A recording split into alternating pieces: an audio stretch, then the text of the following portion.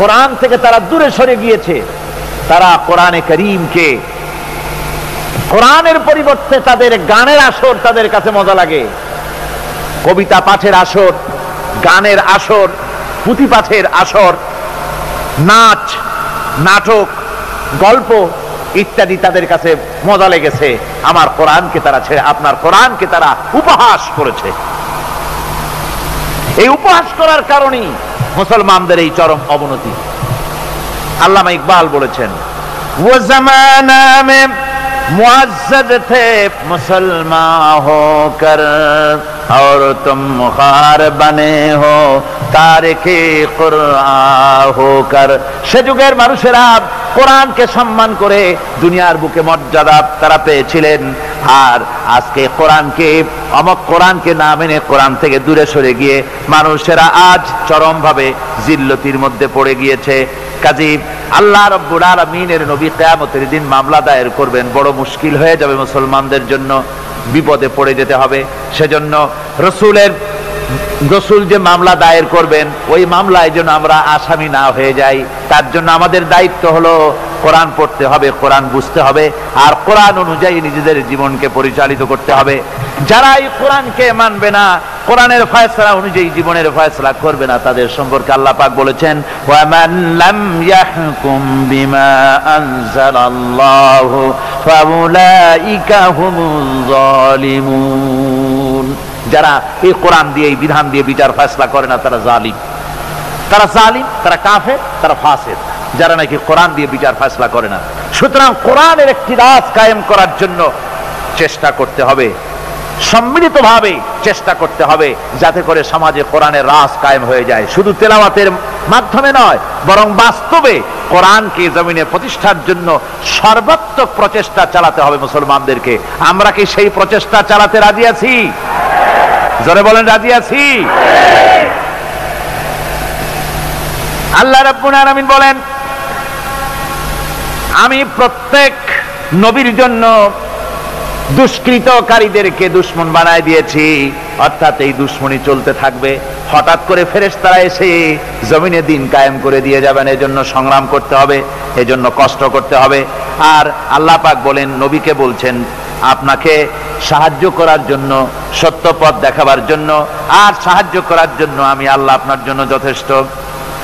যখন দিন কায়েমের জন্য সংগ্রামে মানুষ লিপ্ত হয়ে যাবে, আল্লাহ পাক বলেন, শত্রুদের হাতে অসহায় করে আমি তোমাদের ছেড়ে দেব না। ওয়া কানা হাক্কান আলাইনা নাসরুল মুমিনিন। মুমিনদের সাহায্য করা আমি আল্লাহর জন্য ওয়াজিব। মুমিনদের জন্য সাহায্য করা আল্লাহর কি হক। আল্লাহ বলেন, আমি মুমিনদেরকে সাহায্য করব, ভয় পাইও না। ওয়ালা তাহিনু ওয়ালা তাহজানু ওয়া আনতুমুল আলাউনা ইন কুনতুম মুমিনিন। কোনো ভয় নাই, কোনো চিন্তা নাই, যদি মুমিন হও আমি আল্লাহ তোমাদেরকে বিজয়ী করব। মুমিন হওয়া লাগবে, আর যদি মুমিন না হও তাহলে বার্মার মতো কাফেরের দেশ ভয় দেখাবে, ভয়ের চোটে চিত হয়ে পড়বা। বুঝলেন? ঈমান যদি থাকে, ঈমানের মজবুতি যদি থাকে, তাহলে মুসলমান লড়াই করে এসেছে, ইতিহাস দেখিয়ে এসেছে। সামান্য কয়েকজন মুসলমান, আল্লাহ বলেছেন 10 জন যদি হও 100-র উপরে আমি তোমাদেরকে জয়যুক্ত করব। সুবহানাল্লাহ। মুত্তাকি হতে হবে, সাবের হতে হবে। মুসলমান হলে তার তো ভয়ের কিছু নাই, সে লড়াই করে অস্ত্রের জোরে নয়, জনবলের সৈন্যদের শক্তির জোরে নয়, সে লড়াই করে আল্লাহ রহমতের উপরে ভরসা করে, ইমানের জোরে। কিসের জোরে? ইমানের জোরে। এই জন্য মুসলমানদের সাথে যারাই লড়াই করতে এসছে, মায়ের খাইয়া পলাইয়া কুল পায় নাই, মহাবীর দুর্বল সিংহের মতো পলাইছে। তাদের তার কারণ কি? যে ওদের চিন্তা হলো যে যদি মরি তো জাহান্নাম ছাড়া পথ নাই।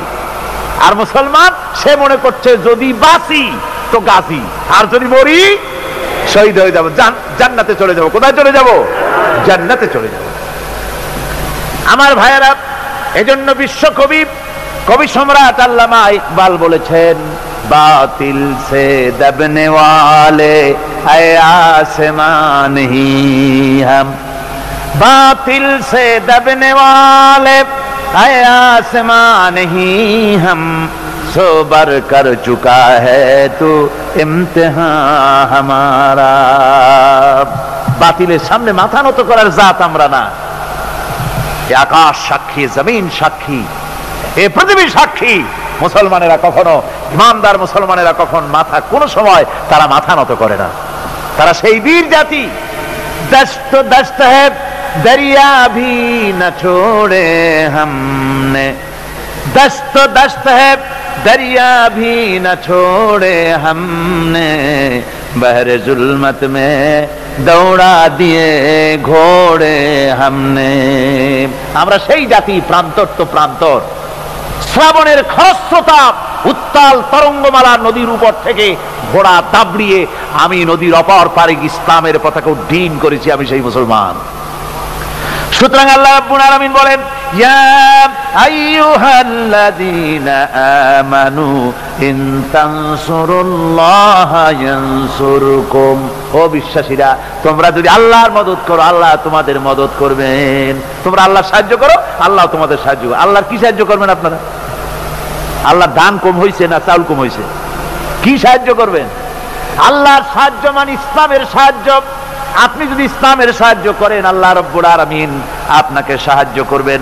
আর সাহায্য এমন ভাবে করবেন, ইতিহাসে বহু কথা আছে, আমি সংক্ষেপ করে দিচ্ছি। বদরের প্রান্তরে মাত্র কয়জন মুসলমান, আল্লাহ পাক তাদেরকে কিভাবে জিতালেন। আল্লাহ পাকের ওই কবি বলতেছেন, ফেজায়ে বদরে পয়দা কুন ফেরেশতে তেরি নুসরত কো उतार सकते गर्दों से कतर अंदर कतर अभी। বদরের প্রান্তরে মুসলমানদের ঈমান ছিল, ওই ঈমান যদি তোমরা আনতে পারো, তাহলে আমি আল্লাহ রাব্বুল আলামিন কাতারে কাতারে ফেরেশতা তোমাদের জন্য অবতীর্ণ করে দিতে পারি। জোরে কোন সুবহানাল্লাহ। وقال الذين كفروا لولا نزل عليه القرآن جملة واحدة كذلك لنثبت به فؤادك ورتلناه ترتيلا। আল্লাহ পাক কোরআন শরীফের মধ্যে বলেছেন, একজন যদি হও ইমানদার মুত্তাকি, 10 জনের উপরে বিজয়ী হবে। 10 জন যদি হও 100-এর উপরে বিজয়ী হবে। 100 যদি হও 1000-এর উপরে বিজয়ী করব। জোরে বলেন সুবহানাল্লাহ। কবি বলতেছেন, ফিজায়ে বদরে পয়দা কুন ফেরেশতে তেরি নুসরত কো উতার सकते गर्दों से कतर अंदर कतर अभी। বদরের মুসলমানদের মতো ঈমান আনো, তাহলে আকাশ থেকে কাতারে কাতারে ফেরেশতা নাজিল করে দিয়ে আল্লাহ পাক তোমাদেরকে সাহায্য করবেন। সুবহানাল্লাহ। সে আল্লাহ আছে না নাই? জোরে বলেন, আছে না নাই?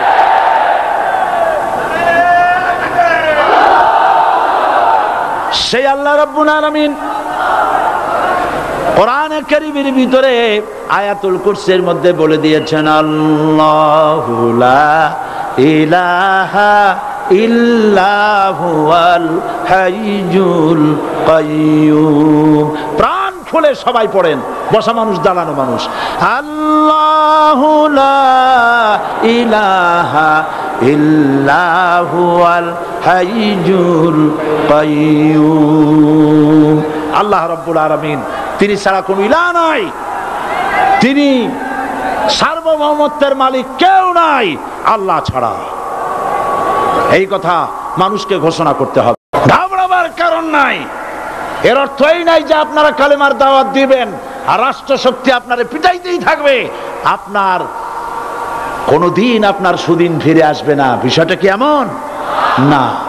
আমার আল্লাহর ওয়াদা শুনুন, ওয়ালা তাহিনু ওয়ালা তাহজানু ওয়া আনতুমুল আলাউনা ইন কুনতুম মুমিনিন।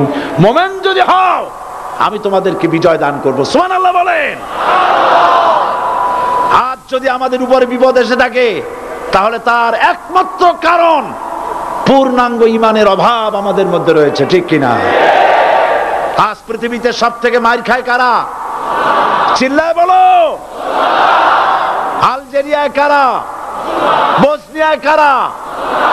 বসনিয়ায় কারা, প্যালেস্টাইনে কারা। যুরিবাত আলাইহিমুজ যিল্লাতু ওয়াল মাসকানা ওয়া বাউ বিগাদাবিন মিনাল্লাহ।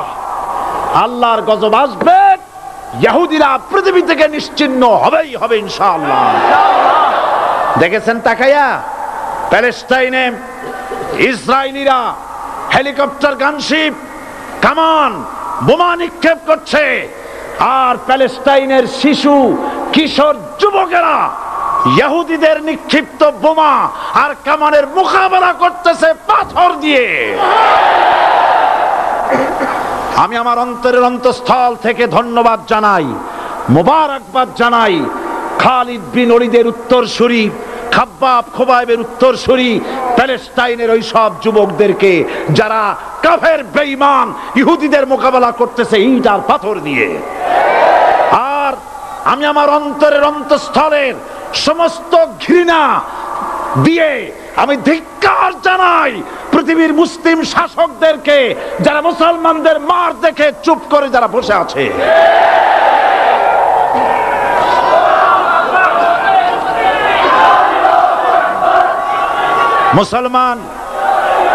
মুসলমান যদি মুসলমানের মতো হয়, 10 জন যথেষ্ট।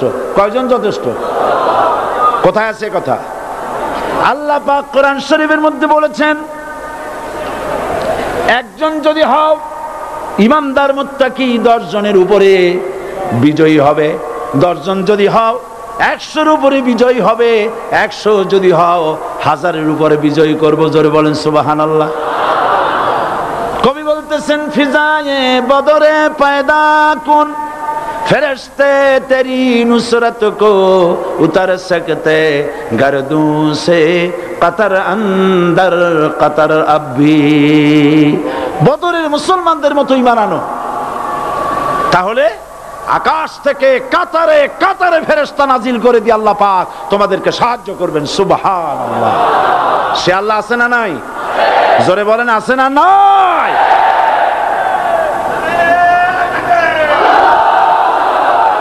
সেই আল্লাহ রাব্বুল আলামিন কোরআনে কারীমের ভিতরে আয়াতুল কুরসির মধ্যে বলে দিয়েছেন, আল্লাহু লা ইলাহা ইল্লা হুয়াল হাইয়ুল কাইয়্যুম। প্রাণ খুলে সবাই পড়েন, বসা মানুষ, দাঁড়ানো মানুষ।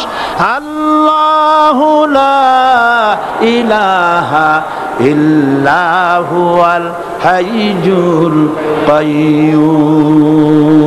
আল্লাহ রাব্বুল আলামিন, তিনি ছাড়া কোনো ইলাহ নাই, তিনি সার্বভৌমত্বের মালিক, কেউ নাই আল্লাহ ছাড়া। এই কথা মানুষকে ঘোষণা করতে হবে। বাধা, এই কথা বললেই বাধা দেবে কয় শ্রেণীর লোক? 3 শ্রেণী। প্রথম শ্রেণী হচ্ছে কে? রাষ্ট্রশক্তি। আজও তারা বাধা দিচ্ছে। আল্লাহর আইন দিয়ে দেশ চালাও, তারা তাদের মন মর্জি মোতাবেক আইন দিয়ে দেশ চালাবে। আল্লাহ পাক বলছেন, আলা লাহুল খালকু ওয়াল আমরু। সৃষ্টি যার, আইন চলবে তা। কারো বাবার আইন চলতে পারে না, নিজেদের তৈরি করা আইন চলবে না। ইনিল হুকমু ইল্লা লিল্লাহ। একমাত্র আইন চলবে কার? এই আইন রাসূল করিম সাল্লাল্লাহু আলাইহি ওয়াসাল্লাম মদিনায় কোরআন দিয়ে প্রতিষ্ঠিত করেছিলেন। আল্লাহর বিধান, আল্লাহর সার্বভৌমত্ব কায়েম করেছিলেন। কোরআন সংবিধান হলো, চুরি বন্ধ হলো, ডাকাতি বন্ধ হলো, জেনা বন্ধ হলো, হত্যা বন্ধ হলো, ধর্ষণ বন্ধ হলো, সব কিছু বন্ধ হয়ে গিয়ে মুসলমানেরা শান্তি লাভ করলো, পৃথিবীর মানুষ শান্তি লাভ করলো। সুবহানাল্লাহ বিহামদিহি। আজ মুসলমানেরা শত্রু চেনে না, বন্ধু চেনে না। বন্ধুকে বানায়েছে শত্রু, শত্রুকে বানায়েছে বন্ধু। কে বন্ধু কে শত্রু চিনাই দিবেন কে? আল্লাহ। বলেন কে দিবেন? আল্লাহ রাব্বুল আলামিন কোরআনে কারীমের মধ্যে পরিষ্কার করে বলেছেন, লাতাজিদান্না শাদ্দান নাসি আদাওয়াতান লিল্লাযীনা আমানুল ইয়াহুদা ওয়াল্লাযীনা আশরাকু। আল্লাহ পাক বলছেন, হে রাসূল, মানুষের ভিতরে 2টা শ্রেণী মুমিনদের জন্য সব থেকে জঘন্য দুশমন। কয়টা শ্রেণী? 2টা। একটা হলো ইহুদ, আর একটা হলো মুশরিক। একটা হলো ইহুদি, আর একটা হলো মুশরিক। এটা হলো তোমাদের দুশমন।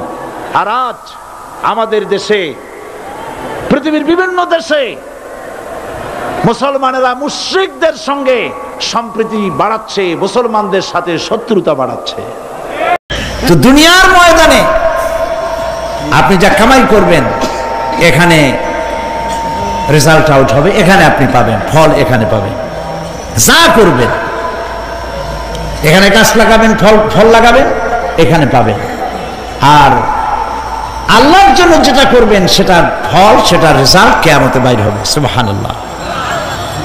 এখানে পরীক্ষা দিয়ে যদি কেউ ফেল করে, ম্যাট্রিক পরীক্ষা দিয়ে ফেল করেছে, ফাজেল পরীক্ষা দিয়ে ফেল করেছে, আবার পরীক্ষা দিয়ে পাস করার সুযোগ আছে, আবারও ফেল করেছে, আবারও পরীক্ষা দিয়ে পাস করার সুযোগ আছে। 10 বার যদি ফেল করে আরো 10 বার পরীক্ষা দিয়ে পাস করার সুযোগ আছে। কিন্তু কিয়ামতের দিন আল্লাহ রাব্বুল আলামিনের জীবনের পরীক্ষায় কোনো মানুষ যদি আল্লাহর আদালতে ফেল করে বসে একবার, দ্বিতীয়বার পরীক্ষা দেওয়ার আর কোনো সুযোগ নাই।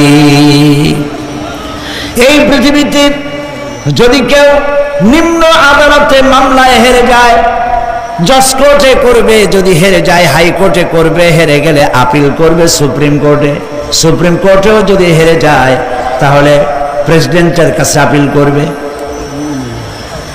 সুযোগ আছে কয়েকবার। কিন্তু কিয়ামতের দিন জীবনের আদালতে কোনো মানুষ যদি একবার ফেল করে বসে, জীবনের মামলায় যদি একবার হেরে যায়, দ্বিতীয়বার আপিল করার আর কোনো জায়গা নাই। সে আখিরাতে রেজাল্ট আউট হবে। আমরা সব মরে যাব, আমরা সব কি হব? সব মরে যাব। আল্লাহ পাক আমাদেরকে উঠাবেন আবার। মানুষকে কবরে রাখার সময় আমরা কি বলি? মিনহা খালাকনাকুম, জানেন না? পড়েন, মিনহা খালাকনাকুম ওয়া ফিহা নুঈদুকুম ওয়া মিনহা নুখরিজুকুম তারাতান উখরা।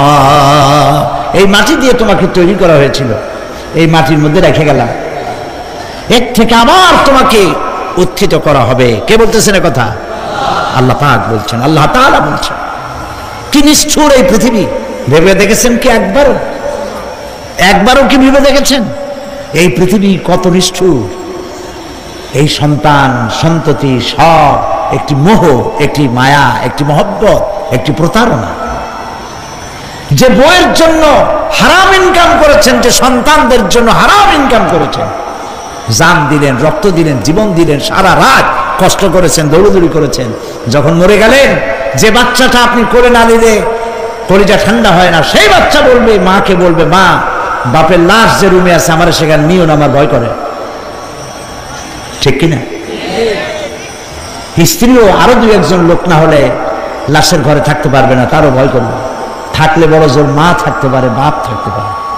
যাকে বিবাহ করার পর অনেক সন্তান আছে, মা বাপকে চোখে দেখতে পারে না, বড় কথা মতো মায়ের সাথে কথা বলা বন্ধ করে দেয়। হয়তো কুমিল্লা এরকম নাও থাকতে পারে। বউ তো নালিশ করছে, মায়ের সাথে কথা কয় না, আবার বলে এই বুড়িটা মরে না কেন? নাউযুবিল্লাহ, নাউযুবিল্লাহ। বুড়িটারে মরার কথা বলতেছো তুমি? তোমার ছোট্টবেলায় যখন তোমার টাইফয়েড হয়েছিল, অসুখ করেছিল, গরিব বাবা, বাড়িতে ল্যাপ নাই, খাতা নাই, তোষক নাই, সেই জায়গায় মা তার কাপড় বিছায় দিয়া বুকের উপরে নিজের শরীরের উষ্ণতা দিয়া বাঁচায় রাখার চেষ্টা করেছে, নিজে না খেয়ে খাওয়াইছে, অসুখ সারে না। মা ওই মুমূর্ষ বাচ্চার সেনানে তার মাথার কাছে বসে তাহাজ্জুদের নামাজ পড়ে কোরআন শরীফ তেলাওয়াত করে, চোখ দিয়া পানি পড়ে, আর বলতে তাকে, রব্বুল আলামিন আমার জীবনটারে দিয়া আমার কলিজার টুকরা সন্তানটারে বাঁচাইয়া দাও। যেই মা নিজের জীবন দিয়া সন্তান বাঁচাইতে চাইলো, সেই সন্তান আজকে বউ পাইয়া মাকে ভুলে যায়, মায়ের সাথে খারাপ ব্যবহার করে। আল্লাহ রাব্বুল আলামিন বলেছেন, মা বাবার সঙ্গে খারাপ ব্যবহার করো না, ভালোবাসায় কথা বলো। ওয়াকুল লাহুমা কাওলান কারীমা, সম্মান সূচক কথা বলো। মা বাবার জন্য দোয়া করো আমার কাছে। কে বলতেছেন? আল্লাহ তাআলা বলছেন দোয়া করো আমার কাছে এই ভাষায়, রব্বিরহামহুমা কামা রাব্বায়ানি সাগীরা। পড়েন সবাই, রব্বিরহামহুমা কামা রাব্বায়ানি সাগীরা। আয় আমার রব, আমার মা বাপ যেমনি ছোটবেলায় আমাকে অত্যন্ত যত্ন করে লালন পালন করেছে, আল্লাহ তাআলা তুমি দয়া করে আমার মা বাপকে তোমার রহমতের করে লালন পালন করো। সুবহানাল্লাহ। প্রত্যেক নামাজের পর সকলে এই দোয়া পড়বেন, মনে থাকবে? মনে থাকবে? প্রিয় ভাই সব, সেই কিয়ামতের মাঠে আমাদেরকে উঠতে হবে, আল্লাহর দরবারে উঠতে হবে। সেই সময় আমাদেরকে কেউ উপকার করবে না। يوم لا ينفع مال ولا بنون, সম্পদ আর সন্তান সন্ততি কোনো কাজে লাগবে না। মা তার সন্তানকে চিনবে না, সন্তান তার মাকে চিনবে না, বাপ তার সন্তানকে চিনবে না, কেউ কাউকে পরিচয় দিবে না। কি মারাত্মক অবস্থা! মানুষ চরম অসহায় হয়ে যাবে। চতুর্দিকে ফেরেশতার আনাগোনা, সূর্য মাত্র 1 হাত উপরে, প্রচন্ড তাপ নিয়ে সূর্য অবস্থান নেবে, মাথার চান্দি ফেটে গিয়ে গুনাহগারের মাথার মগজ গলে গলে পড়তে থাকবে। পিপাসার যন্ত্রণা জিহ্বাটা ঝুলে কুকুরের মতো করে নাভিস্থল পর্যন্ত ঝুলে পড়বে। কেউ উপকার করবে না, কেউ জিজ্ঞাবে না। অনেক লোক আছে পীরের কাছে মুরিদ হয় আর মনে করে পীর সাহেব তারে কিয়ামতে সুপারিশ করবে। অসম্ভব। আয়াতুল কুরসির মধ্যে আমরা পড়ি, মান যাল্লাযী ইয়াশফাউ ইনদাহু ইল্লা বিইজনিহি। কে আছে এমন, কার হিম্মত আছে আল্লাহ পাকের বিনা অনুমতিতে কথা বলে? সুবহানাল্লাহ বলে। কোথার পীর কোথার খাজা বাবা হারায় যাবে। ইব্রাহিম আলাইহিস সালামের মতো পয়গম্বর কি মনে করে? আল্লাহর খলিল। ইব্রাহিম আলাইহিস সালাম আল্লাহর কি? আল্লাহর খলিল। আল্লাহর খলিল কিয়ামতের দিন বলবেন, আল্লাহ পাক, আয় আল্লাহ তাআলা, আমার বাপের কাছে আমার একটা ওয়াদা ছিল, আমি সুপারিশ করব তার জন্য, তুমি দয়া করে আমার বাপকে জাহান্নাম থেকে ক্ষমা করো, আমি তার জন্য সুপারিশ করতেছি। আল্লাহ তাআলা বলবেন, ইব্রাহিম তোমার সুপারিশ মঞ্জুর হলো না। কথা বুঝতেছেন না? বুঝতেছেন না? ইব্রাহিম আলাইহিস সালাম যদি বাপের জন্য সুপারিশ করতে না পারে, ইব্রাহিম আলাইহিস সালাম তিনি যদি তার বাপের জন্য সুপারিশ করে যদি ব্যর্থ হন, আপনার পিসাব কোন কামে লাগবে চিন্তা করেন। নবী করিম সাল্লাল্লাহু আলাইহি ওয়াসাল্লামকে প্রশ্ন করা হয়েছে, হে রাসূল, আপনার আব্বা আম্মার অবস্থা কি হবে? কথা কি শোনেন নাকি? আপনার আব্বা আম্মার অবস্থা কি হবে? নবী করিম সাল্লাল্লাহু আলাইহি ওয়াসাল্লাম বলেছেন, আমি আমার আব্বা আম্মার কোনো উপকারে আসব না। ইন্না লিল্লাহি ওয়া ইন্না ইলাইহি রাজিউন। তাহলে কোন সাহসে মনে করতেছেন কোন পীর কোন একটা বিদেশ থেকে দেশের থেকে একটা নাজিল হলো আর ওইটার পিছনে পিছনে দৌড়াবেন, সে আপনারা নাজাত দেবে, তারে পায়ে চুমা খাবেন? এই পায়ে হাত দিয়ে কদম বুঝি করা বাদ দেন। টাকা ইনকাম করার জন্য মানুষকে ভুল পথে পরিচালিত করছে অনেক পীর, আছেন এমন? খালি মানুষে টাকা দেয়, জামায় অনেক পকেট, খালি টাকা নেওয়ার সমানে ঢুকাইতে থাকে চতুর্দিক দিয়ে। বাইরে বোঝার উপায় নাই, কিন্তু অনেক পীর আছে এমন, ঢাকা শহরে বড় বড় মার্কেটের মালিক, আমি জানি, বড় বড় মার্কেটের মালিক, বিরাট ব্যবসায়ী, জামা পরিষ্কার করে না 2 মাসেও। মানুষকে দেখাবার জন্য গামছাটা নাকের কাছে ধরে ফট ফট করে আওয়াজ করে, মনে হয় যেন কাঁদতেছে। আজ মিশিয়াল তাসান্নু হাবিজাবি জিকির শিখায়, লা ইলাহা কতক্ষণ, ইল্লাল্লাহ কতক্ষণ, আল্লাহ আল্লাহ কতক্ষণ, কোথায় পাইছো? ইল্লাল্লাহ ইল্লাল্লাহ কিসের জিকির? ইল্লাল্লাহ মানে কি? আল্লাহ ছাড়া, আল্লাহ ছাড়া, আল্লাহ ছাড়া, আল্লাহ ছাড়া কি? কাজী রাসূলুল্লাহ যা করেন এগুলি বেদাত। এই সব পীরের পাশে যাবেন না, মনে থাকবে।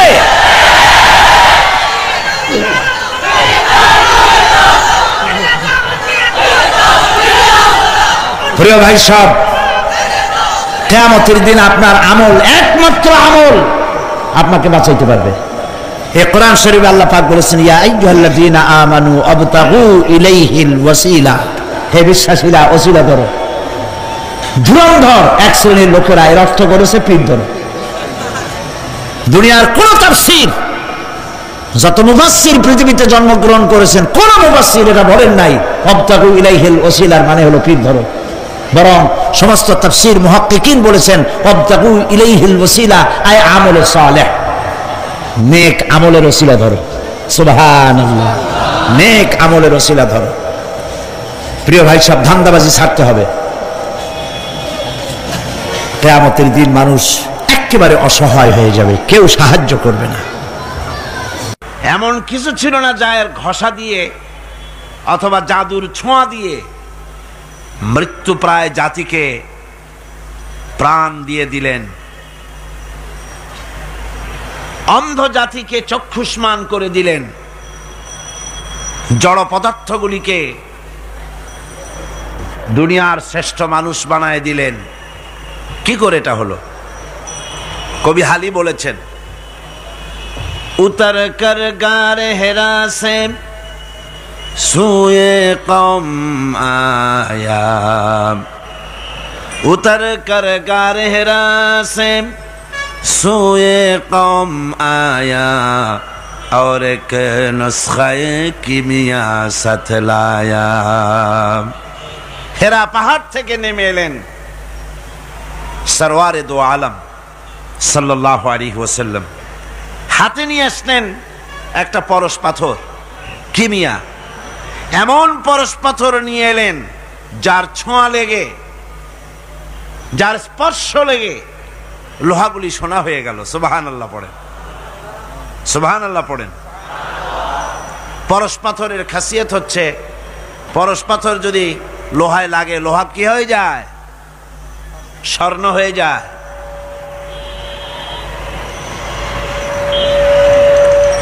কত বড় জাহিল হলে পরে আল্লাহ নবী হত্যা করতে আসতে পারে। হযরত ওমর এলেন নবীকে হত্যা করার জন্য। সেই হযরতে ওমর এই ওহির জ্ঞানের সংস্পর্শে আসার সাথে সাথে আল্লাহ পাক তার মর্যাদা এত বাড়ালেন, নবীজি বললেন আমার পরে তো কেউ নবী হবে না, যদি কেউ হতো অবশ্যই ওমর নবী হয়ে যেতেন। সুবহানাল্লাহ বিহামদি। হযরত ওমরকে অধপতনের অতল তলদেশ থেকে মানবতার শীর্ষে, চরিত্রের শীর্ষে কে পৌঁছে দিল? এই ওহির জ্ঞান এর পেছনে কাজ করেছিল, এ কোরআন কাজ করেছিল। বন্ধুগণ, আজ পৃথিবীর মানুষেরা কলেজে, বিশ্ববিদ্যালয়, মাদ্রাসায় সিলেবাসের অনেক বই পড়ে। সিলেবাসের এত বই পড়ার পর চরিত্র কি হল? মানুষকে কি দিতে পারলো? আপনারা আমাকে বলেন, বর্তমান শিক্ষা ব্যবস্থা, কলেজগুলি, বিশ্ববিদ্যালয়গুলি, পৃথিবীর যে কোনো বিশ্ববিদ্যালয়গুলি পৃথিবীর মানুষকে কি দিল? অধিকাংশ ক্ষেত্রে জনগণকে উপহার দিয়েছে সন্ত্রাস, দিয়েছে হাইজ্যাক, দিয়েছে লুটেরা, দিয়েছে ডাকাত, দিয়েছে জেনাকার, দিয়েছে মদখোর। সব যে তাই হয়েছে তা নয়, কিন্তু বেশিরভাগ ক্ষেত্রে শিক্ষাঙ্গন থেকে এগুলি উৎপাদন হচ্ছে। আর সাহাবায়ে কেরাম রিদওয়ানুল্লাহ তাআলা আলাইহিম আজমাইন, তাদের সিলেবাসে মাত্র কিতাব ছিল 2খানা, তাদের সিলেবাসে কিতাব ছিল কয়খান? মাত্র 2খানা কিতাব। এই 2খানা কিতাবের সিলেবাসের 2খানা কিতাব দিয়ে বিশ্বের শ্রেষ্ঠ মানুষে তারা পরিণত হয়েছিলেন। তার একখানা ছিল কিতাবুল্লাহ, আল্লাহর কোরআন, আর একখানা ছিল কি? হাদিস, রাসূলের সুন্নাহ। সিলেবাসের মাত্র 2খানা কিতাব পড়ার পর এই জাতির চরিত্র কোথা থেকে কোথায় চলে গেল। যারা ছিল চোর ডাকাত তারা সম্পদের পাহারাদার হলো। যারা ছিল নারীর সতীত্বের জম তারা নারীর সতীত্বের পাহারাদার হলো। যারা মানুষের রক্ত মাংস নিয়ে খেলা করত তারা জনগণের রক্ত এবং সম্পদ ইজ্জতের নিরাপত্তার মুহাফেজ হয়ে গেল। এই যে বিরাট পরিবর্তন আসলো, এই পরিবর্তন আনয়নের পেছনে সবচাইতে বড় ভূমিকা ছিল কোরআনের। সবচাইতে বড় ভূমিকা কার? আল্লাহ রাব্বুল আলামিন বলেছেন, আলিফ লাম রা কিতাবুন আনজালনাহু ইলাইকা লিতুখরিজান নাসা মিনাজ যুলুমাতি ইলান নূর। আলিফ লাম রা কিতাবুন আনজালনাহু ইলাইকা, হে নবী আমি আপনার প্রতি একখানা কিতাব অবতীর্ণ করলাম। এটা এমন একখানা কিতাব যা দিয়ে আপনি লিতুখরিজান নাসা মিনাজ যুলুমাতি ইলান নূর, মানব মণ্ডলীকে অন্ধকার সমূহ থেকে পঞ্জীভূত জমাট বাঁধা অন্ধকার সমূহ থেকে মানুষগুলিকে আলোর দিকে নিয়ে আসবেন। এই জন্য কোরআন দিলাম। কোরআন এসেছে মানুষকে অন্ধকার থেকে আলোর দিকে টেনে আনার জন্যে। অন্ধকার সমূহ এর অর্থ হচ্ছে পৃথিবীতে মানুষের তৈরি করা যত মতবাদ আছে সব হলো অন্ধকার, আর আলো হচ্ছে ইসলাম। আলো কি? সবাই বলেন আলো কি? ইসলাম। রাসূল করিম সাল্লাল্লাহু আলাইহি ওয়াসাল্লাম এই কোরআন দিয়েই মৃত্যুপ্রায় জাতিটাকে পৃথিবীর শ্রেষ্ঠ জাত বানায় দিলেন। তার মধ্যে যে জিনিসটি তিনি সৃষ্টি করেছিলেন, যার মাধ্যমে জাতির এই উন্নতি হলো, অগ্রগতি হলো, সেটা হলো ঈমান। সে জিনিসটা কি ছিল? আরো জোরে বলেন, সেটা কি ছিল? ঈমান, বিশ্বাস। এই বিশ্বাস, এই ঈমান, এটার মূল্যই সবচাইতে বেশি। আপনি কতবার সেজদা করলেন, কতবার পূর্ব পশ্চিমে মুখ ঘুরালেন, এটাই কিন্তু মূল কথা নয়। গত দুদিন এ কথাই আপনাদের সামনে আলোচনা করা হয়েছে। আজকে বাকি কথাগুলি বলবো ইনশাআল্লাহ। সবাই বলেন ইনশাআল্লাহ।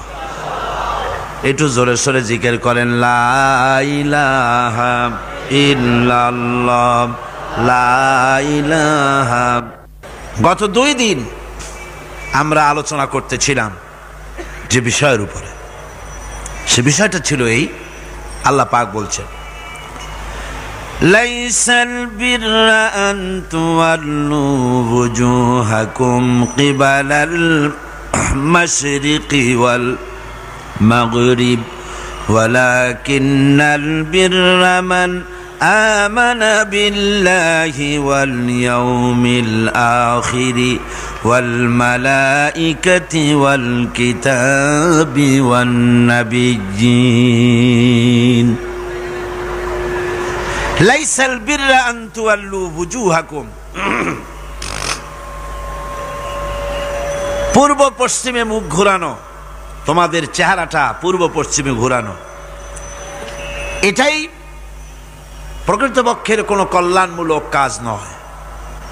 আসল নেক কাজ হচ্ছে মান আমানা বিল্লাহ, যে ব্যক্তি আল্লাহর প্রতি ঈমান এনেছে। এই ঈমান বিল্লাহর উপরেই আমরা কথা বলতেছিলাম আপনাদের সামনে। প্রথম দিন আলোচনা করেছিলাম ঈমানের পরিচয়। মনে আছে আপনাদের? মনে নাই? প্রথম দিন আলোচনা করেছিলাম ইমানের পরিচয়, আর গতকাল কি করেছি? ইমানের গুরুত্ব। গতকাল করেছি ইমানের গুরুত্ব। আজকের আলোচনা করব ওই একই বিষয়, ইমান বিল্লাহর উপরে, একই বিষয়ের উপরে। আজকের বিষয় হচ্ছে ইমানের উপকারিতা, ইমান বিল্লাহর উপকারিতা। আল্লাহর উপরে ইমান আনলে পরে উপকারটা কি হয়, এই কথাগুলি আজকে আলোচনা করব ইনশাআল্লাহ। সবাই বলেন ইনশাআল্লাহ। আমা তৌফিকি ইল্লা বিল্লাহ, সুবহানাকা লা ইলমা লানা ইল্লা মা আল্লামতানা। এই পৃথিবীতে মানুষ কোন সময় নিজেকে অনেক বড় মনে করে, আবার কোন সময় নিজেকে অত্যন্ত হীন নীচ মনে করে।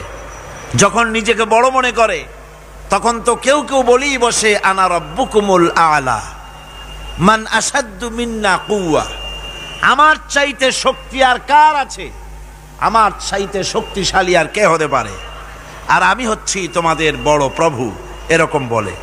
আবার কখনো নিচে নামতে নামতে এত নিচে নামে, গাছ পাথর সাপ সিংহ বাঘ শিয়াল বিড়াল এগুলির সামনে মাথা নত করে।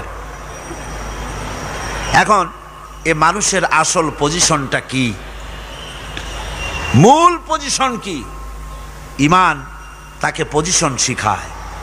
ইমানের প্রথম উপকারিতা যেটা, সেটা হলো তার মধ্যে আত্মসম্ভ্রম, শখসিয়ত, পার্সোনালিটি সৃষ্টি করে দেয়, আত্মমর্যাদার উন্মেষ ঘটিয়ে দেয়।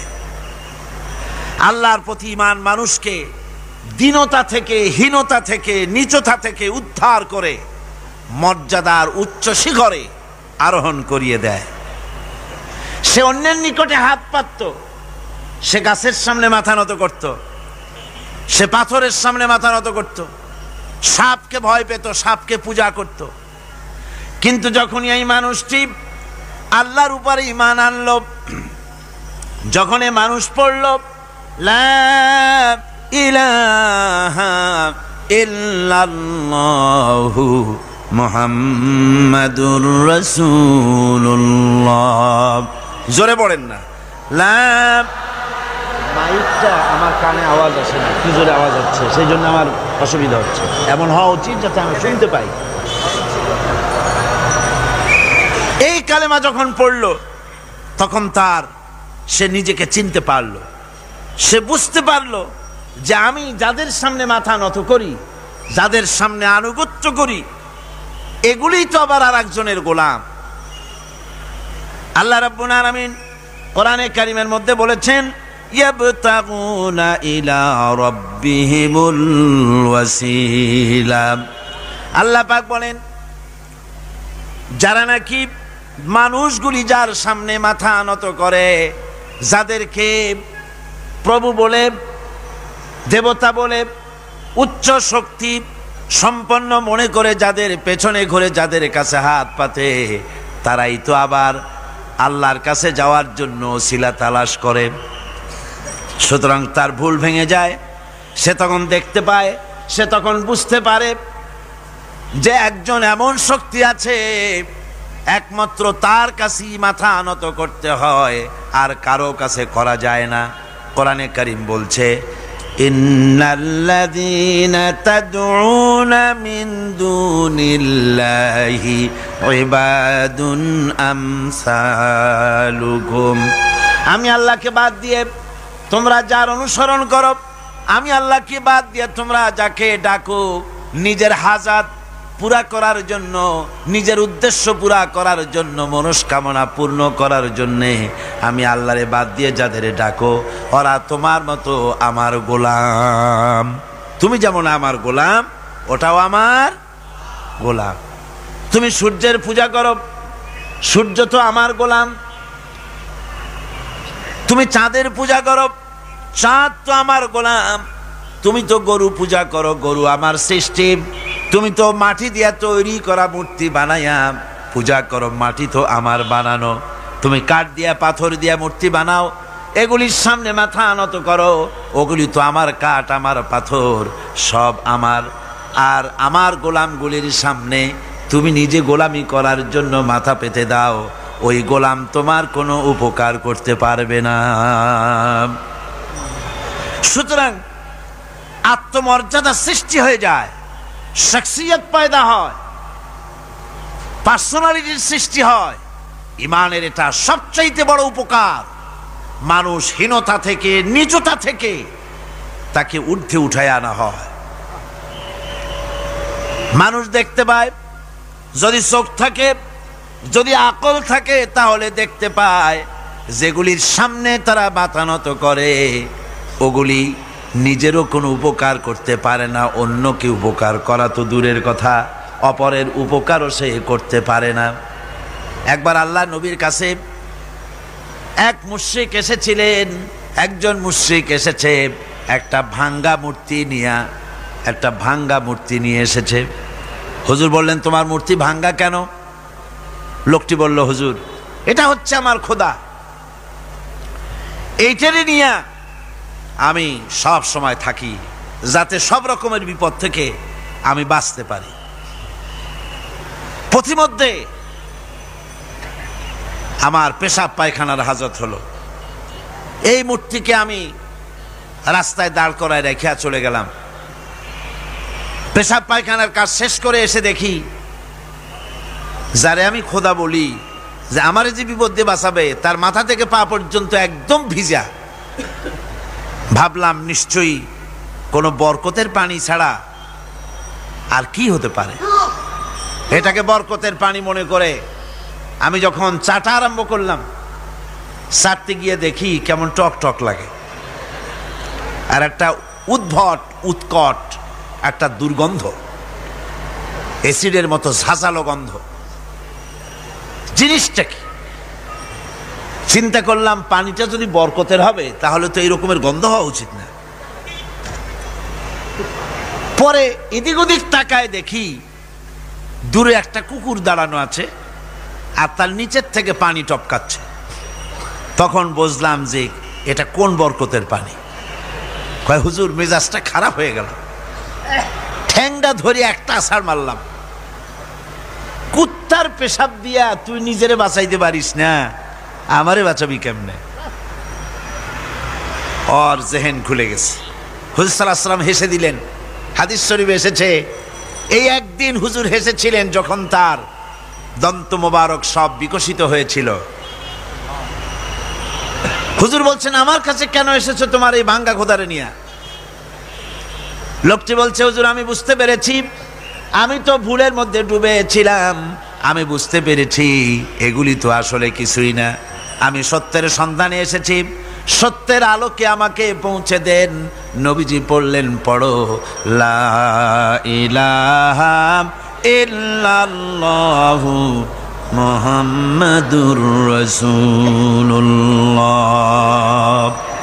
এরা আপনাকে কি সাহায্য করবে? ও তো নিজের সাহায্যই করতে পারে না। কথা ঠিক কিনা? জোরে বলেন, পারে না। নিজে বাঁচাতে পারে না, আপনারে বাঁচাবে কেমন? এই জন্য ইমান যখন আনে, ইমানের সবচাইতে বড় উপকারিতা হচ্ছে মানুষকে আত্মমর্যাদা দিয়ে দেয়।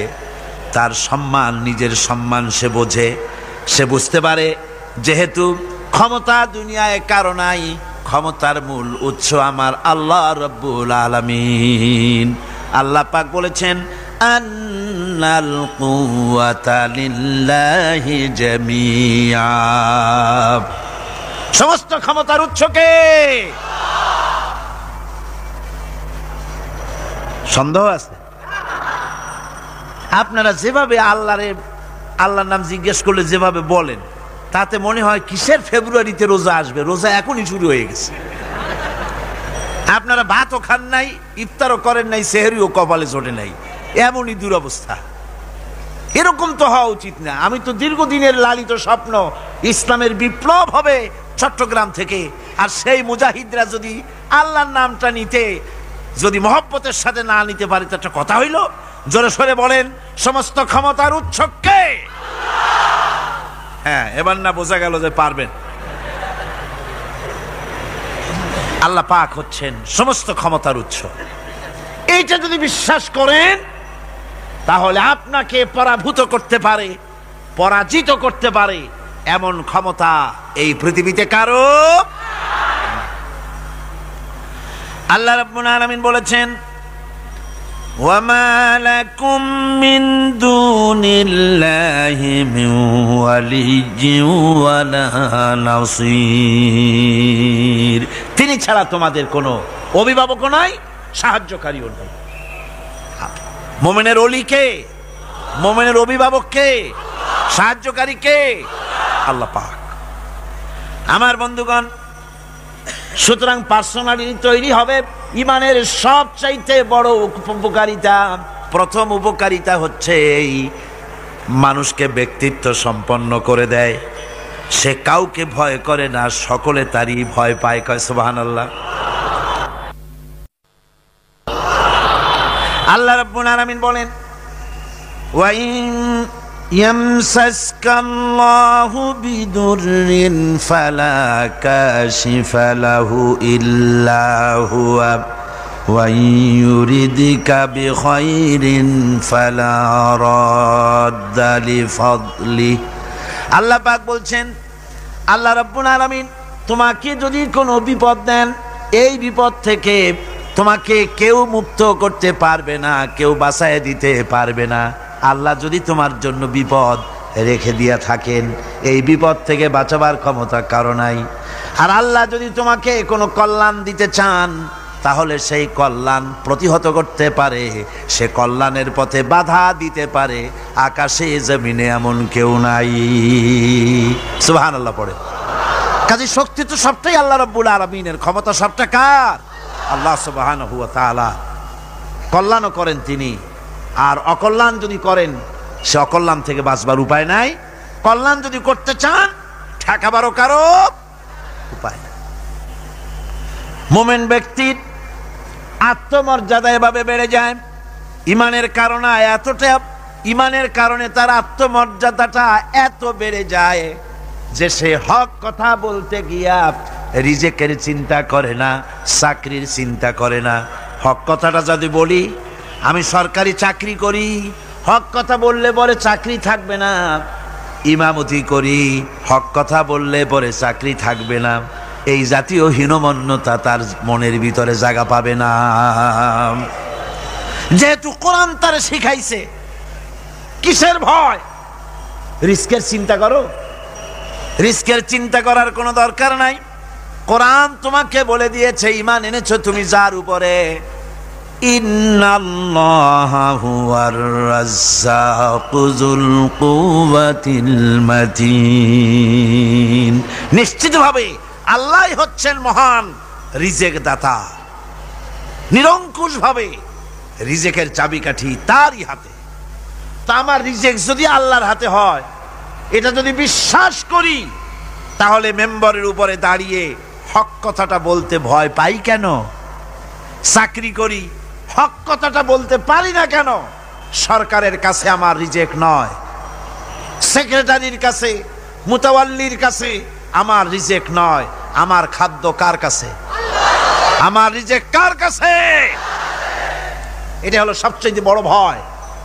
ইমানের দাবি করে ঠিক, ওয়াজ নসিহত করেও ঠিক, মানুষকে উপদেশ দেয়ও ঠিক, কিন্তু মনের মধ্যে ভয় একটু থেকেই যায়। যদি চাকরিটা যায়, তাহলে বিবি বাল বাচ্চা নিয়ে বাঁচবো কেমনে? এটা থাকে মনের ভিতরে এক চিন্তা।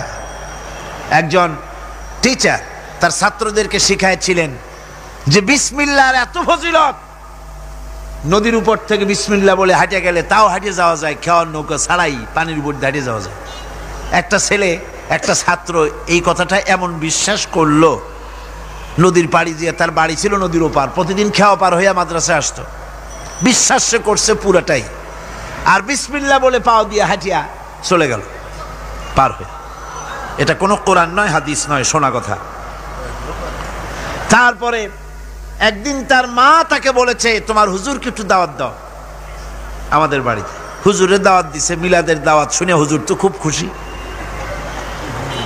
তারপরে ছাত্রের সঙ্গে রওনা হয়েছে। নদীর ঘাটে এসে দেখে যে নৌকা নাই। আরে বাবা নৌকা নাই, পার হবো কেমনে? কয় হুজুর কোন কি, নৌকার দরকারটা কি? আপনি না বলছেন বিসমিল্লাহ বলে হেঁটে যাওয়া যায়। আমি তো ওইটা শোনার পর আমি প্রত্যেক দিন তো এই কাম করিয়ে আসি, নৌকা টুকো লাগে না। আসেন না আমার সাথে। ছেলে বিসমিল্লাহ বলে হাঁটা আরম্ভ করছে পানির উপর দিয়ে। ওস্তাদ চিন্তা করতেছে আমি তো শুধু ওয়াজি করছি, আমল তো করি নাই, কি না কি হয় আল্লাহই জানে। পাজামা হাঁটু পর্যন্ত টাইনিয়া তারপরে বিসমিল্লাহ কয়ে পা দিছে, আর এক ছোটে চুবনি খাইয়া ভিতরে চলে গেছে। সুতরাং মুখ দিয়া বললে হবে না, বিশ্বাস করতে হবে, ইয়াকিন রাখতে হবে রিস্কের মালিক আল্লাহ। হক কথা, কাউকে ছেড়ে দেব না, এটা বলবোই, তাতে আমার চাকরি থাকুক আর চাকরি যাক। এর নাম হলো আত্মমর্যাদা। এর নাম কি? আত্মমর্যাদা। নইলে আপনি মসজিদের ইমাম, আর দুর্ভাগ্যজনক সত্য মসজিদের ইমামগুলি অধিকাংশ ক্ষেত্রে এমন সব সেক্রেটারি মোতাওয়াল্লি হয় যারা ইসলামী আদর্শকে বিশ্বাসই করে না। কথাটা ঠিক কিনা? ধর্মনিরপেক্ষতাবাদী, কিন্তু মসজিদের সেক্রেটারি, মাদ্রাসার সেক্রেটারি, ঈদগাহের সেক্রেটারি। কারণ মুসল্লিরা ভাবে ওনার পয়সা বেশি, ওনারই নেতা বানানো উচিত। অথচ কোরআন নিষেধ করেছে এমন কোন লোক মসজিদের মোতাওয়াল্লি সেক্রেটারি হতে পারে না যে ব্যক্তি আল্লাহর পথে পরিচালিত নয়, যে আল্লাহকে মানুষের চাইতে বেশি ভয় না করে, যে ব্যক্তির ভিতরে দ্বীন নাই, ঈমান নাই, ইসলামী আদর্শ নাই, শুধু পয়সার বিনিময় সেক্রেটারি মেম্বার মোতাওয়াল্লি হয়ে বসে আছে, আর ইমাম ভয়ের চোটে কথা বলে না। আছে না এমন? আছে। হক কথা, মাদ্রাসা, মসজিদ, ওয়াজ মাহফিল, চাকরির জায়গা, কোর্টে কাছারিতে, আদালতে, সর্বত্র মোমেন ব্যক্তি বলতে পারবে তখন যখন ঈমান বিল্লাহ পোক্ত হবে। আল্লাহর প্রতি ঈমানটা যখন পোক্ত হবে তখন সে বুঝবে এ চাকরি আমার পায়ের গোলাম। এখানে যদি আমার চাকরি না থাকে, অন্য জায়গা থেকে রিস্কের ব্যবস্থা আল্লাহ পাক আমাকে করে দিবেন। এটাই হচ্ছে ঈমান বিল্লাহর প্রথম উপকারিতা। পয়লা নম্বরের উপকারিতা, মানুষকে পার্সোনালিটি সৃষ্টি হয়ে যায়, তার মধ্যে শক্তি আসে, ঈমানি মজবুতি আসে, তার মধ্যে শখসিয়ত আসে, তার মধ্যে ব্যক্তিত্ব আসে, আত্মমর্যাদা আসে, আত্মসম্ভ্রম সৃষ্টি হয়। এটা হলো পয়লা নম্বরের উপকার। ঈমান আনার জন্যে, আল্লাহর প্রতি মানুষ ঈমান আনলে পরে 2 নম্বরের যে উপকারটা হয় সেটা হলো মানুষের ভিতর থেকে অহংকার দূর হয়ে যায়। অহংকার থাকে না। যে ব্যক্তি ঈমান বিল্লাহ যার ভিতরে ঢুকে যায়, আল্লাহর ঈমান পরিপূর্ণরূপে এসে যদি যায়, তাহলে তার ভিতরে অহংকার থাকে না। কেন থাকে না?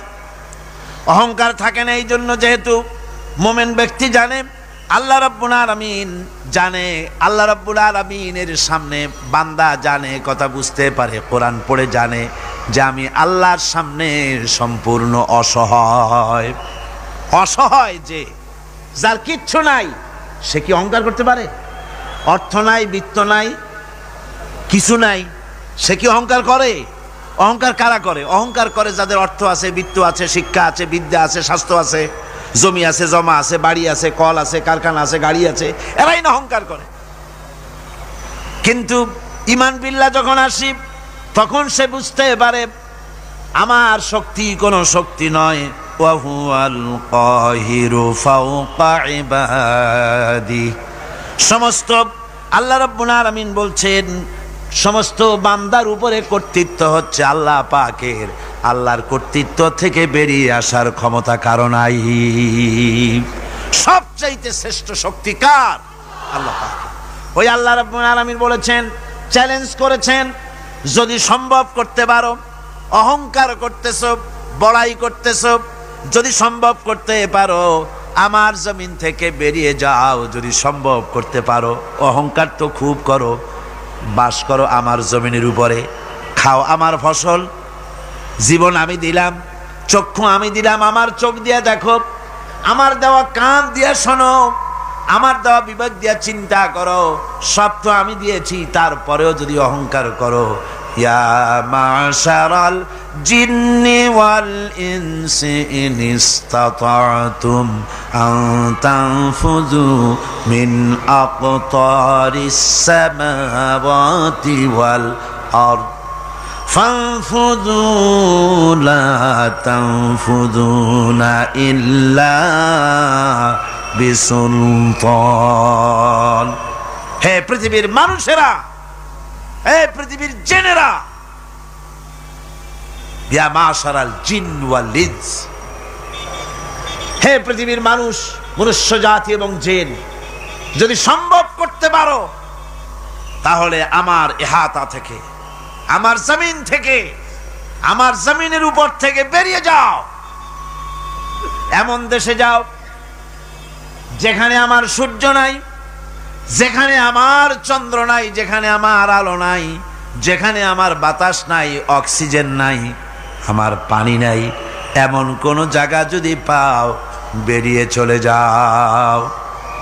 যাওয়া যাবে? আর যারা জবাব দিলেন না তারা পারবেন বুঝি? যাওয়া যাবে? আল্লাহ পাক বলছেন ফানফুযু লা তানফুযুনা ইল্লা বিসুলতান।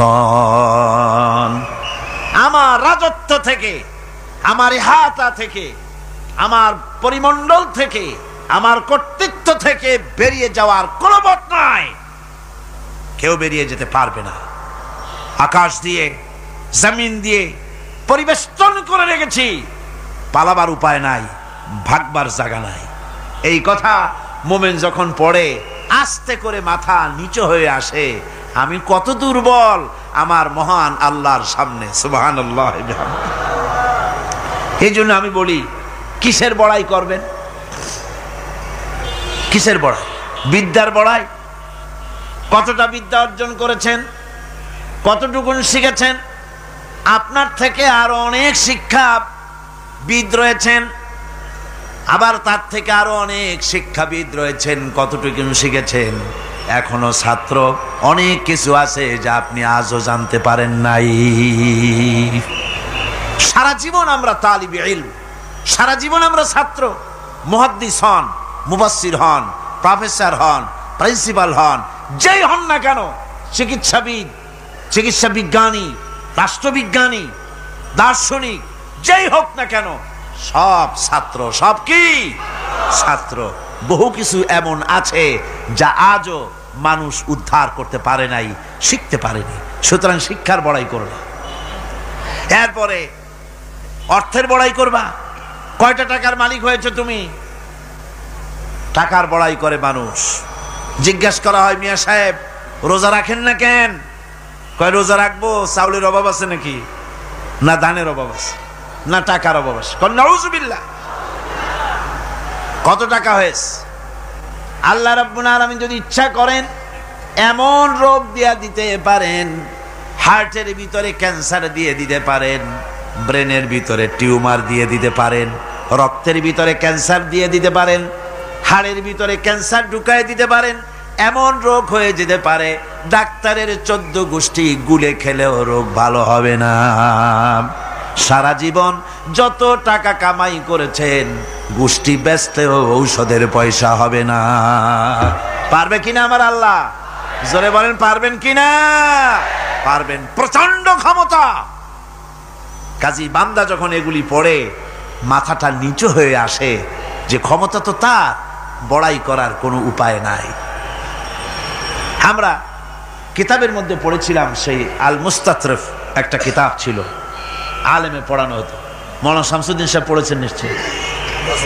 জি, ওলামারা পড়েছে। সেই কিতাবে আলেম ক্লাসে পড়ানো হতো তখন আমাদেরকে একটা আরবি সাহিত্য। ওই আরবি সাহিত্যের ভিতরে পড়েছিলাম, সেখানে এক জমিদার বিবাহ করেছে, তারপরে তার নবপরিণীতা স্ত্রীকে নিয়ে খেতে বসেছে। এমন সময় এক ভিক্ষুক এসেছে। জমিদার রাগ হয়ে দরজার কাছে দিয়ে বেচারাকে ধমক দিয়ে বের করে দিয়েছে, ভিক্ষা নেওয়ার আর তুমি সময় পাও না, আমি বিয়ে করেছি, নতুন বউ নিয়ে খাইতে বসছি, বেরো এখান থেকে।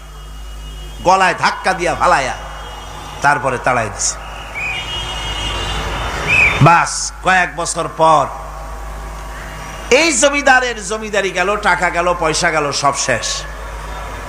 বউ পুষবে এমন পয়সাও নাই, বউ তার থেকে বিচ্ছিন্ন হয়ে গেল, বউকে তালাক দিয়ে দিল। দীর্ঘদিন পর এই স্ত্রী বিবাহের একটা প্রস্তাব এলো আর এক জমিদারের সাথে, আর এক এলাকার নতুন এক জমিদার হয়েছে, তার সঙ্গে বিবাহের প্রস্তাব এলো। এরপরে সেই বিয়ে হয়ে যাওয়ার পর নতুন জমিদারের সাথে এই স্ত্রী বসে খানা খেতে বসেছে প্রথম দিন। এমন সময় দরজার কাছে এক ভিখারি এসে হাজির। নতুন জমিদার বলছে, বউ আমরা তো খেতে পারবো, আমাদের খাবারের প্লেটটা আজকে প্রথম তোমাকে নিয়ে খেতে বসেছি, এই খাবারের প্লেটটা ধরেই তুমি ভিখারিকে দিয়ে আসো। বউ খাবারের প্লেটটা ভিখারির হাতে দিতে গিয়ে সেন্সলেস হয়ে পড়ে গিয়েছে, বেহুশ হয়ে পড়ে গিয়েছে। নতুন জমিদার অনেকক্ষণ অপেক্ষা করলো, বউ ফেরে না কেন, যায় দেখে বেহুশ, মুসাফির সেখানে দাঁড়ানো। কিছুক্ষণ পর বউয়ের হুশ হলো, জিজ্ঞেস করলো, হয়েছে কি, তুমি এরকম পড়ে গেল কেন? এই মুসাফিরকে দেখে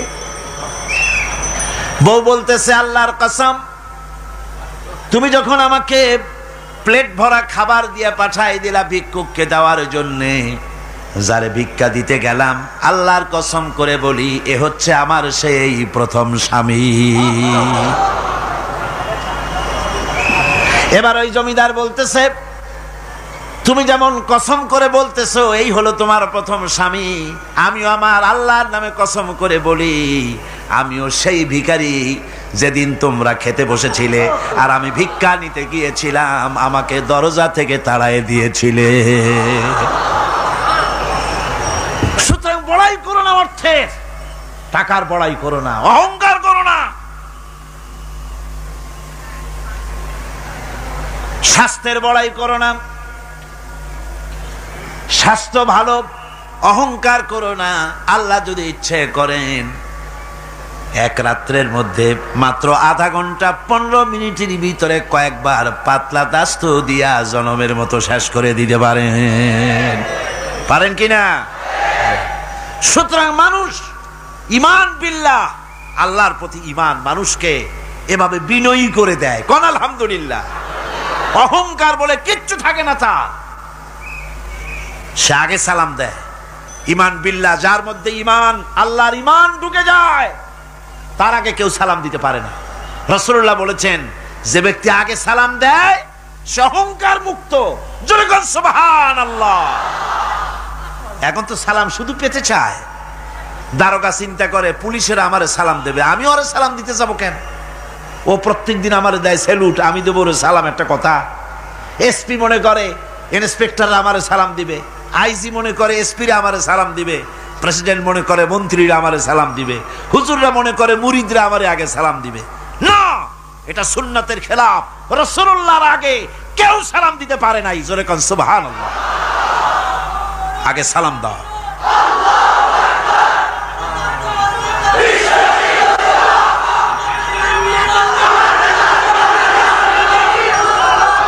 এই সালামের প্রচলন, এই সালামের প্রচলন মুসলমানদের মধ্যে বেশি বেশি হওয়া উচিত। আপনারা সালামের প্রচলন চালু করে দিবেন, বেশি করে চালু করবেন। বউরে সালাম দিবেন, বউ আপনাকে দেবে। ঘরের মধ্যে ঢুকবেন, ঢুকেই বলবেন আসসালামু আলাইকুম ওয়া রাহমাতুল্লাহি ওয়া বারাকাতুহু। বাইরের থেকে গেছেন, ঘরে ঢুকেই প্রথম সালাম দেন, বউ সালামের জবাব দেবে, বউ আপনাকে দেবে। বাচ্চাদের সালাম দেন, বাচ্চারা আপনাকে দিবে। এরকম সালামের প্রচলন চালু করেন। রাসূলুল্লাহ বলেছেন, মানে একটা গাছের আড়ালে এই সালাম হলো, লোকটা গাছের আড়ালে চলে গেছে, আবার দেখা হয়েছে, আবার সালাম দেন। এখন ওই সালাম কমে গেছে, এখন সালামের পরিবর্তে অনেক কিছু হয়েছে। সালাম দেয়, তার জবাবও দেয় না। যদি বলে কেউ, গরিব মানুষ সালাম দিয়েছে বড় লোক করে, আসসালামু আলাইকুম, ওয়ালাইকুম আসসালাম বলতে চায় না, একটু মাথা নাড়ে। তারপরে জিজ্ঞেস করে, স্যার কেমন আছেন? এই যাচ্ছে, কেটে যাচ্ছে। কি কেটে যাচ্ছে? তোমার কল্লা? আলহামদুলিল্লাহ বলতে পারো না? অধিকাংশ ক্ষেত্রে যদি জিজ্ঞেস করেন কেমন আছেন, এই যাচ্ছে, কেটে যাচ্ছে। আপনার যত অসুখ হোক আগে বলেন আলহামদুলিল্লাহ, তারপরে অসুখের কথা বলেন। আপনার যদি কোনো অসুবিধা থাকে আগে আলহামদুলিল্লাহ কন, তারপরে অসুখের কথা কন। হযরত সুফিয়ান সাউরি রাহমাতুল্লাহ আলাইহি আল্লাহর একজন জবরদস্ত ওলি ছিলেন। একবার তার সামনে এক মুরিদ এসেছে, মাথায় একটা বড় রুমাল খিসা বান্দা। জিজ্ঞেস করলেন, মিয়া তোমার এই মাথাটা এরকম বান্দা কেন? কয় যে হুজুর, মাথার যন্ত্রণায় অস্থির হয়ে গেছি, সেই জন্য মাথাটা বাঁধে রাখছি। এরকম ব্যথা কয়দিন হয়েছে? কয় যে না, সবসময় হয় না, বছরে 2-1 হইলেও পারে, না হইলেও পারে। বলে বছরে 2-1 মাথা ব্যথা হয়, সেই ব্যথাটা দড়ি দিয়া বাঙ্গা মানুষে দেখাইলা যে আমার ব্যথা হয়েছে, অসুবিধাটা দেখালে, আর যতদিন ভালো ছিলে ওইটার প্রমাণ স্বরূপ মাথায় কি বাঙ্গা মানুষকে দেখাইছো। সুতরাং শুকরিয়া আদায় করো সব সময়, আলহামদুলিল্লাহ আলা কুল্লি হাল, সব অবস্থায় আমি ভালো আছি, আমার থেকে আরো অনেক খারাপ আছে। সুতরাং সালামের প্রচলন তারাই করে বেশি যারা বিনয়ী হয়, অহংকার যাদের মধ্যে জায়গা পায় না। অহংকার পাবে কি করে? বান্দা কোরআন থেকে জেনেছে, ওয়াল্লাহুল গানিয়্যু ওয়া আনতুমুল ফুকারা। আল্লাহ রাব্বুল আলামিন বলেন, তোমরা হলে সবাই ফকির, তোমরা হলে সব মুকাফিকি, আর একমাত্র আল্লাহ রাব্বুল আলামিন বেনিয়াজ। আল্লাহই শুধু বেনিয়াজ, আর সব কি মুকাফিকি কার কাছে? আল্লাহর কাছে। এই জন্য বিনয়ী হতে হবে। যে জমিনটা বাস করি, জমিনটা কার? চিল্লায় কোন কার? লিল্লাহি মা ফিস সামাওয়াতি ওয়া মা ফিল আরদ। আকাশও তার, জমিনও তার। এই কথা যদি জানা থাকে, বিশ্বাস থাকে, তাহলে সেই ব্যক্তি অহংকার করতে পারে না, সে বিনয়ী হয়। ইমান বিল্লাহ তাকে বিনয়ী বানায় দেয়, আর বিনয়ী মানুষ, নিরহংকার মানুষই আল্লাহর কাছে বেশি পছন্দ। এই ইমান তার ভিতরে এই কথা জাগ্রত করে দেয়। আমি যদি একটা গাড়ির মালিক হয়ে থাকি, আমি যদি একটা বাড়ির মালিক হয়ে থাকি, আমি যদি স্ত্রী পুত্র সন্তান পেয়ে থাকি, আমি যদি মন্ত্রী হয়ে থাকি, আমি যদি কিছু পেয়ে থাকি, আমার হাতের কামাইয়ের দ্বারা পাই নাই। আল্লাহ শিখায় দিচ্ছেন, ওয়ামা বিকুম বিনি'মাতিন ফামিনাল্লাহ। যত নেয়ামত তোমরা পেয়েছো সব আল্লাহ রাব্বুল আলামিন দিয়েছেন। জোরে বলেন সুবহানাল্লাহ। দাতাকে ভুলে যেও না, আল্লাহর কাছে বিনয়ী হও। সমস্ত নিয়ামত একমাত্র তিনি দিয়েছেন। ঈমান বিল্লাহর দ্বারা মানুষের এই গুণ সৃষ্টি হয়, এই উপকার হয় মানুষের, যে সে বিনয়ী হয়ে যায়। আল্লাহ পাক কোরআনে কারীমের মধ্যে আরো বলেন, ওয়ালা তামশি ফিল আরদি মারহান ইন্নাকা লান তাখরিকাল আরদা ওয়ালান তাবলুগাল জিবালা তুলা। ওয়ালা তামশি ফিল আরদি মারহান, আমার এই জমিনের উপরে অহংকার করে হেঁটো না। আল্লাহ পাক নিষেধ করেছেন, জমিনের উপরে অহংকার করে হেঁটো না। এই জমিনের উপরে অহংকার করে হাঁটতে গিয়া তুমি পদাঘাত করে আমার জমিনটারে ফাটাই দিতে পারবে না, আবার অহংকার করে লাভ দিয়া আমার পাহাড়টার উচ্চতাও ছাড়াই যেতে পারবে না। যখন তুমি পাহাড়ের উচ্চতা ছাড়াতে পারবে না, যখন জমিনটারে লাথি মেরে ফাটাই দিতে পারবে না, তখন আবার অহংকারটা কিসের? কিসের অহংকার? নিজের দিকে তাকাও, তোমারে আমি বানাইছি কি দিয়া? তোমার পেটের মধ্যে কি? তোমার শরীরের মধ্যে কি? মলমূত্র দিয়ে পেটটা ভরা, আর দুনিয়ায় এসেছো এক ফোঁটা নাপাক পানি দিয়ে। যে নাপাক পানি ফোঁটা শরীর থেকে বেরিয়ে গেলে পরে গোসল ওয়াজিব হয়ে যায়, ফরজ হয়ে যায়। এমন একটা নাপাক পানি, যার জন্মের উৎস, তার তো অহংকার করার শোভা পায় না। অহংকার করবেন কেবলমাত্র কে? চিল্লাকে বলেন কে? হাদিসে কুদসির ভিতরে এসেছে, আল্লাহ পাক বলেছেন, অহংকার হচ্ছে আমার ইজার, অহংকার হচ্ছে আমার চাদর। যে ব্যক্তি অহংকার করে সেজন্য আমি আল্লাহর চাদর নিয়ে টানাটানি করে। জোরে কর নাউজুবিল্লাহ, চিল্লায় কর নাউজুবিল্লাহ।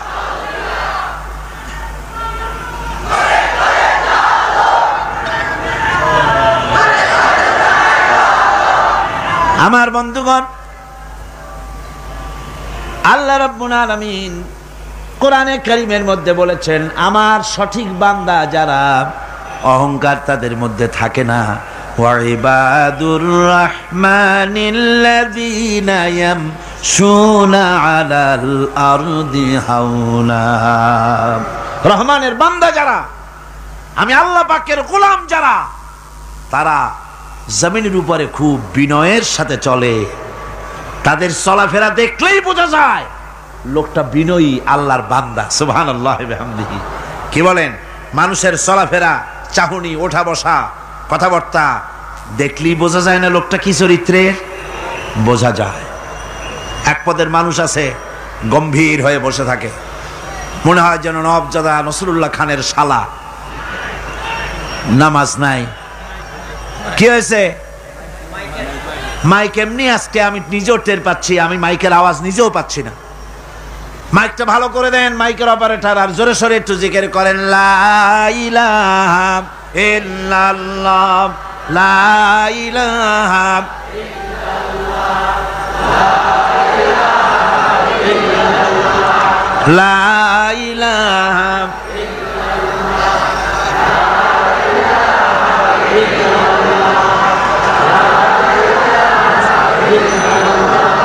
বসেন, বসুন।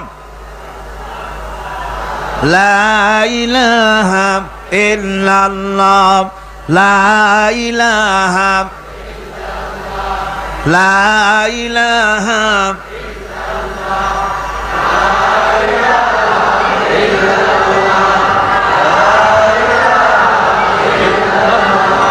লা ইলাহা ইল্লাল্লাহ মুহাম্মাদুর রাসূলুল্লাহ। বন্ধুগণ, আল্লাহর প্রতি ঈমান আনলে পরে যে গুণ সৃষ্টি হয়, যে গুণাবলী সৃষ্টি হয়, সেই গুণের মধ্যে 2 নম্বরের গুণটা আমি বললাম, বিনয় এবং বিনম্রতা সৃষ্টি হয়, অহংকার মুক্ত হয়ে যায়। এটা হলো 2 নম্বরের উপকার। প্রথম নম্বরের উপকার হচ্ছে মর্যাদা সৃষ্টি হয়। 2 নম্বরে কি হয়? অহংকার মুক্ত হয়ে যায়। আল্লাহ রাব্বুল আলামিনের উপরে ঈমান আনলে পরে, ঈমান বিল্লাহ যখন এসে যায় ভিতরে, আল্লাহর প্রতি যখন ঈমান পরিপূর্ণতা লাভ করে, তখন তার 3 নম্বরের উপকার যেটা হয় সেটা হলো সে নির্ভীক হয়ে যায়, তার মধ্যে বীরত্বের সৃষ্টি হয়। জোরে বলেন আলহামদুলিল্লাহ। ঈমানদার লোক কোনোদিন কাপুরুষ হয় না। ঈমানদার লোক কাপুরুষ হয় না, বীর পুরুষ হয়। আর পৃথিবীতে কাপুরুষেরা কোনো ইতিহাস সৃষ্টি করতে পারে না। বীর পুরুষ জীবনে মরে একবার, আর কাপুরুষ মরে জীবনে বারবার। পাতিশিয়ালের ডাক শুনিয়ে চিত হয়ে পড়ে। ট্রাকের টায়ার পাংচার হয়েছে, আওয়াজ শুনিয়া হার্ট ফেল করে। এই হলো যারা নাকি ইমানের দিক থেকে দুর্বল, তাদের এই অবস্থা। আর ইমানদার যারা, তারা বোমার আওয়াজ শুনে পালায় না, বরং আহত সিংহের মতো আওয়াজ যেদিকে হয়েছে সেদিকে ছোটে গিয়ে দেখে তার কোনো ভাই আহত হয়েছে কিনা।